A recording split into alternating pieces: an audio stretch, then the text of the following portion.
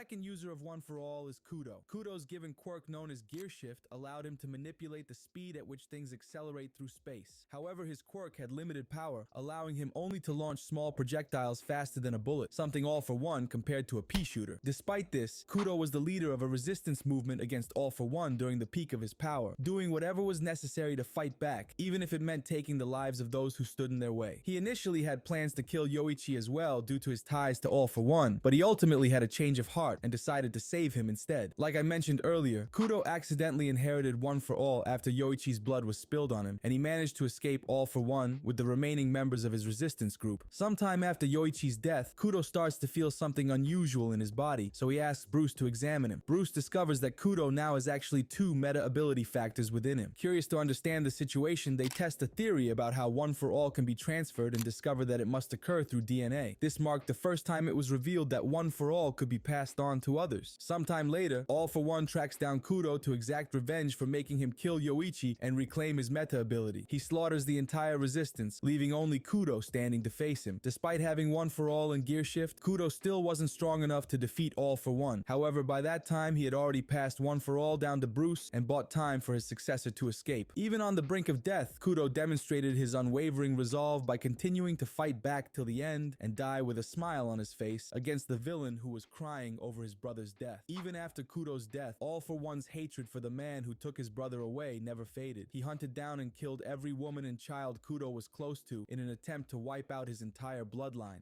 Second